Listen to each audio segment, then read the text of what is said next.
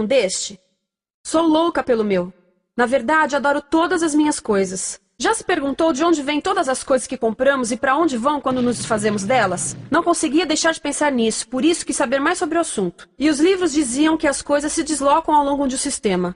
Da extração para a produção, para a distribuição, para o consumo e para o tratamento de lixo.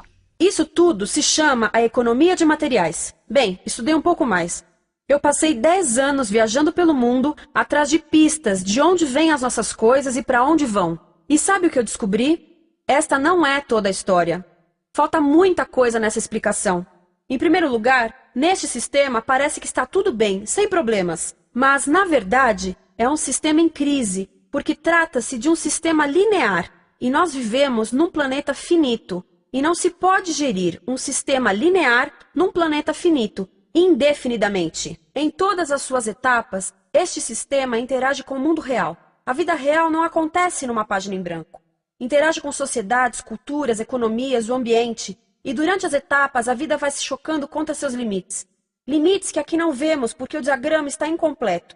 Então, voltemos atrás para preencher alguns espaços e ver o que falta. Uma das coisas mais importantes em falta são as pessoas. Sim, pessoas. As pessoas vivem e trabalham em todas as etapas desse sistema, onde algumas são um pouco mais importantes que outras. Algumas têm maior poder de decisão. Quem são elas? Comecemos pelo governo. Meus amigos dizem que eu devia usar um tanque para simbolizar o governo. E isso é uma realidade em muitos países, e cada vez mais também no nosso. Afinal, mais de 50% dos nossos impostos vão para os militares. Mas vou usar uma pessoa para simbolizar o governo, porque acredito nos valores e na visão de que o governo deve ser das pessoas, pelas pessoas, para as pessoas. A função do governo é olhar por nós, cuidar de nós. Esse é o seu trabalho. Depois vem as corporações. O que leva as corporações a parecerem maiores que o governo é porque elas são maiores que o governo. Atualmente, entre as 100 maiores economias da Terra, 51 são corporações. À medida que as corporações foram crescendo, em tamanho e poder, assistimos a uma pequena mudança no governo, como se estivessem mais preocupados com o bem-estar deles do que com o nosso. Muito bem, então vejamos o que mais falta nessa imagem. Começaremos pela extração, que é uma palavra pomposa para exploração de recursos naturais, que por sua vez é uma palavra pomposa para destruir o planeta. A verdade é que cortamos as árvores, arrebentamos as montanhas para extrair os metais, consumimos toda a água e exterminamos os animais. Aqui enfrentamos o nosso primeiro limite. Estamos ficando sem recursos naturais. Estamos utilizando demasiados materiais. Sei que isto pode ser difícil de ouvir, mas é a verdade. Por isso temos que lidar com isso. Durante apenas as 3 últimas décadas, foram consumidos 33% dos recursos naturais do planeta. Desapareceram. Cortamos, minamos, perfuramos e destruímos o planeta tão depressa que estamos debilitando a capacidade do planeta para sustentar o nosso modo de vida. Aonde eu vivo, nos Estados Unidos, resta-nos menos de 4% da nossa floresta original. 40% dos cursos de água estão impróprios para o consumo. E o nosso problema não é apenas estarmos utilizando demasiados recursos, mas o fato de estarmos utilizando mais do que a nossa parte. Temos 5% da população mundial, mas usamos 30% dos recursos mundiais.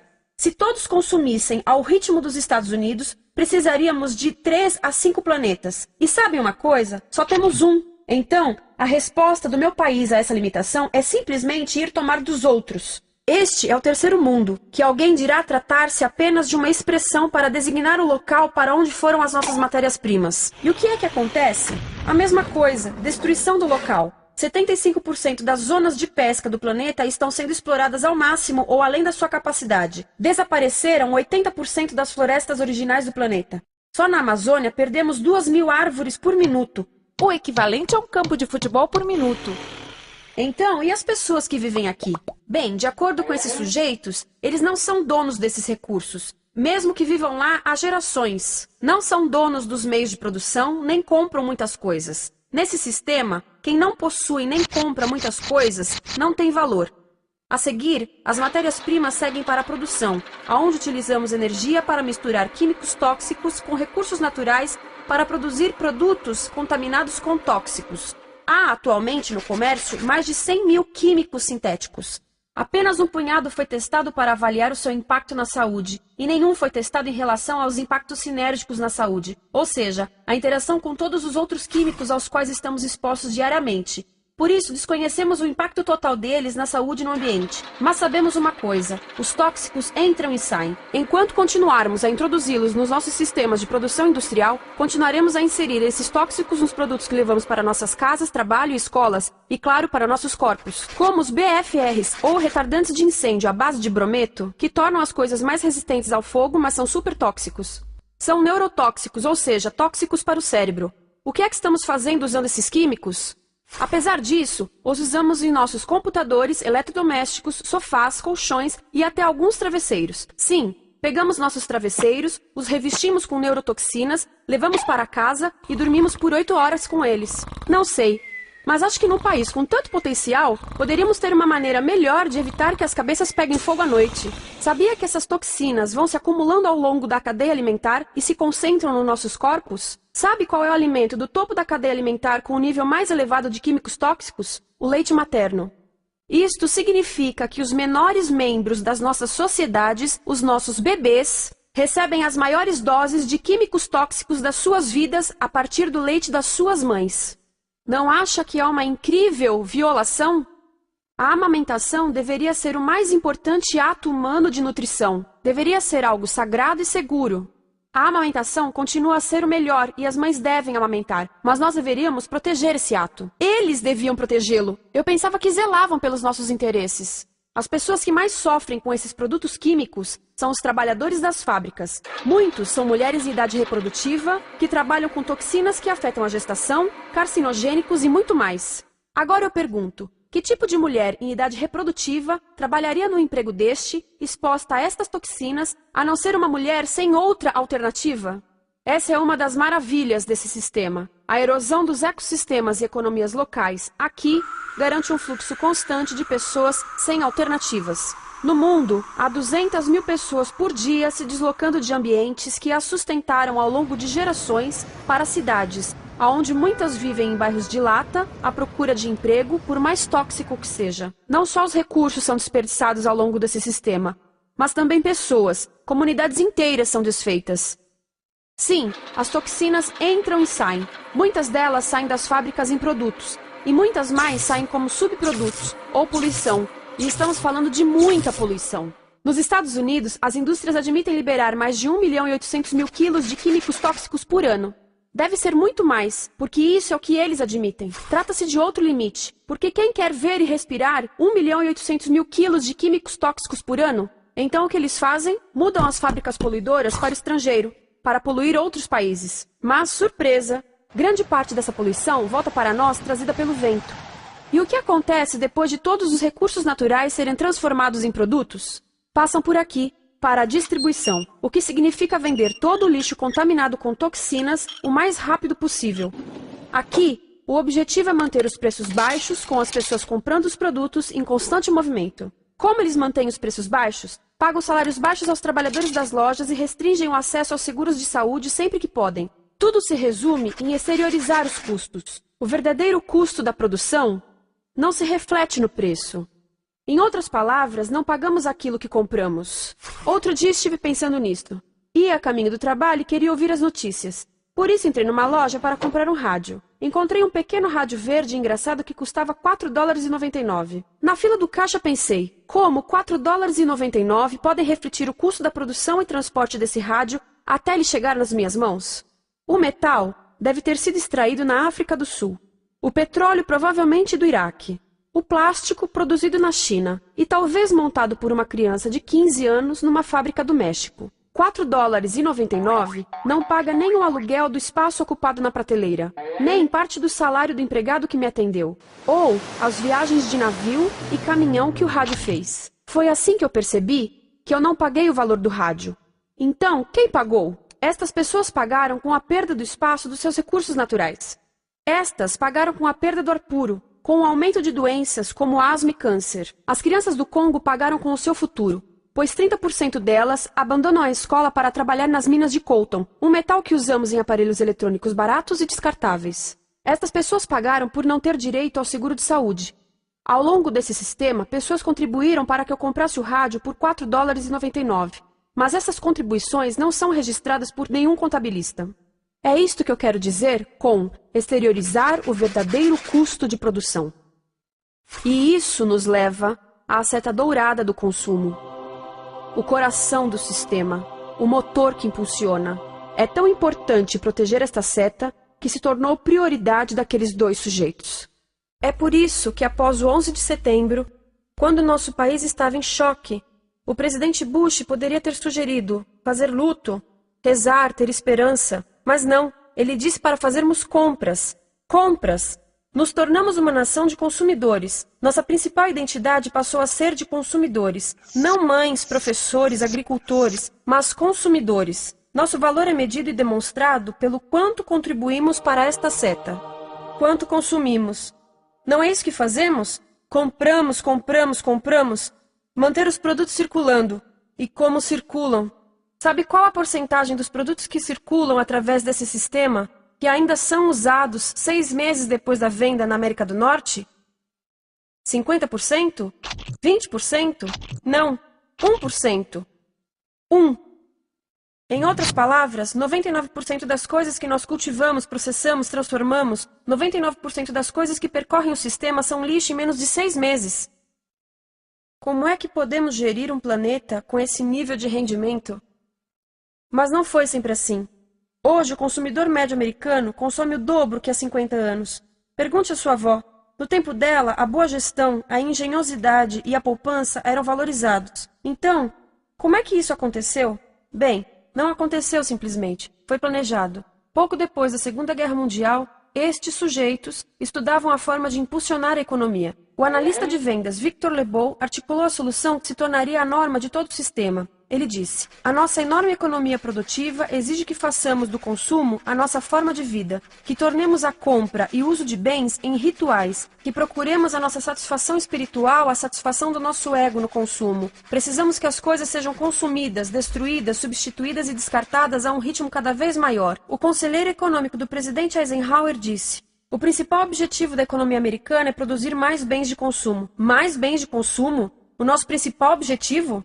Não é providenciar cuidados médicos, ou educação, ou transportes seguros, ou sustentabilidade, ou justiça? Bens de consumo? Como é que eles nos fizeram adotar esse sistema de forma tão entusiástica? Bem, duas das suas estratégias mais bem-sucedidas são a obsolescência planejada e a obsolescência perceptiva. A obsolescência planejada é uma outra forma de dizer criado para ir para o lixo.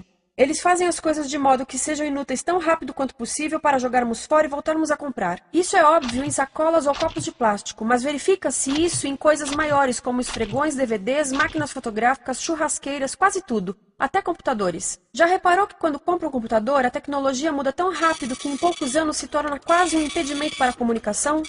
Fiquei curiosa e abri um desses computadores para ver o que tinha dentro, e descobri que a peça que se muda a cada ano é apenas uma pecinha no canto. Mas não se pode mudar apenas essa peça, porque cada nova versão tem um formato diferente. Tem que jogar tudo fora e comprar um novo. Estive lendo sobre o design industrial da década de 50, quando a obsolescência planejada começou a aparecer. Esses designers eram muito claros sobre o assunto. Chegavam a debater quão rápido conseguiam que um aparelho avariasse, mas de modo que o consumidor mantivesse fé suficiente para ir comprar outro. Foi tão intencional, mas as coisas não avariam suficientemente rápido para manter essa seta funcionando. Por isso existe também a obsolescência perceptiva. A obsolescência perceptiva nos convence a jogar fora coisas que ainda são perfeitamente úteis. Como fazem isso? Mudam a aparência das coisas. Por isso, se comprou suas coisas há alguns anos, todos percebem que você não tem contribuído para essa seta. E como o nosso valor depende da nossa contribuição para essa seta, isso pode ser embaraçoso. Por exemplo, se eu tiver o mesmo monitor de computador gordo e branco na minha mesa por 5 anos e a minha colega tiver comprado um computador novo, ela vai ter um monitor plano brilhante que combina com o computador, com o celular e até com as canetas. Ela parece estar operando uma nave espacial e eu pareço que tenho uma máquina de lavar na mesa. A moda é outro bom exemplo. Já se perguntou por que os saltos dos sapatos das mulheres passam de largos para finos num ano e no próximo de finos para largos? Não é por haver um debate sobre qual deles é mais saudável. É porque usar saltos largos num ano de saltos finos mostra que você não contribuiu recentemente para a seta. Por isso não vale tanto quanto a pessoa com saltos finos ao seu lado, ou em um anúncio. É para comprarmos sapatos novos. A publicidade e a mídia em geral têm um papel importante nisto. Cada um de nós nos Estados Unidos é bombardeado com mais de 3.000 anúncios por dia. Vemos mais publicidade num ano do que as pessoas há 50 anos viam em toda a vida. Qual é o objetivo de um anúncio, se não nos fazerem felizes com o que temos? Por isso, nos dizem 3.000 vezes por dia que nosso cabelo está errado, nossa pele, nossa roupa, nossos móveis, nossos carros, nós estamos errados. Mas tudo se resolve se formos às compras. A mídia também ajuda a esconder tudo isto e isto. Por isso, a única parte da economia que vemos são as compras. A extração, produção e envio para o lixo acontecem fora do nosso campo de visão. Por isso, nos Estados Unidos, temos mais coisas do que tivemos antes, mas pesquisas mostram nossa felicidade declinando. Nossa felicidade teve seu pico na década de 50, a mesma época em que a febre consumista explodiu. Coincidência interessante. Acho que sei o porquê. Temos mais coisas, porém menos tempo para o que realmente nos faz felizes. Amigos, família, tempo livre. Estamos trabalhando mais do que nunca. Analistas dizem que não temos tão pouco tempo livre desde a sociedade feudal. E sabem quais são as duas atividades que mais fazemos no pouco tempo livre que temos? Ver televisão e fazer compras. Nós, americanos, passamos 3 a 4 vezes mais tempo comprando do que os europeus. Assim, nessa situação ridícula, vamos trabalhar talvez em 2 empregos, e quando chegamos em casa exaustos e sentamos no sofá novo para ver televisão, os anúncios dizem que não prestamos, então vamos às compras para nos sentirmos melhor. Depois trabalhamos mais para pagar o que compramos e chegamos em casa mais cansados, vemos mais televisão que nos diz para fazermos compras outra vez, e estamos nesse ciclo de trabalhar, ver, comprar, e podíamos simplesmente parar. Então, no final, o que acontece a todas essas coisas que compramos? Nesse ritmo de consumo, não cabe tudo em casa, apesar do tamanho médio das casas ter duplicado nesse país desde os anos 70. Vai tudo para o lixo, e isso nos leva ao tratamento do lixo. Essa é a parte da economia de materiais que conhecemos melhor, porque nós temos de levar o lixo até a esquina. Cada americano produz 2 quilos de lixo por dia, o dobro do que fazíamos há 30 anos. Todo esse lixo ou é despejado num aterro, que é um grande buraco no chão, ou ainda pior, primeiro é incinerado e depois despejado no aterro. As duas formas poluem o ar, o solo, a água, sem esquecer que alteram o clima. A incineração é realmente ruim. Lembra daqueles tóxicos da fase da produção? Bem, queimar o lixo libera esses tóxicos no ar. Pior ainda, produz supertóxicos novos, como a dioxina. A dioxina é a substância mais tóxica feita pelo homem, e os incineradores são a principal fonte de dioxina. Isso significa que podemos parar a principal fonte da mais tóxica substância conhecida e feita pelo homem, simplesmente parando de queimar o lixo. E podemos parar hoje. Algumas empresas não querem criar aterros e incineradores aqui. Por isso, também exportam os resíduos. Então, e a reciclagem? A reciclagem ajuda?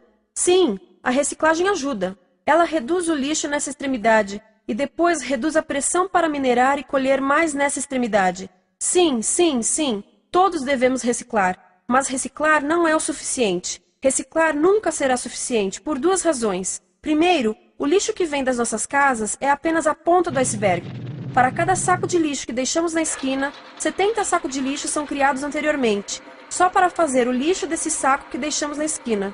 Assim, mesmo que pudéssemos reciclar 100% do lixo das nossas casas, não se chegaria ao coração do problema. Além disso, grande parte do lixo não pode ser reciclado, ou porque contém demasiados tóxicos, ou porque é criado de início para não ser reciclável, como aquelas caixas de suco, que têm as camadas de metal, papel e plástico, todas coladas.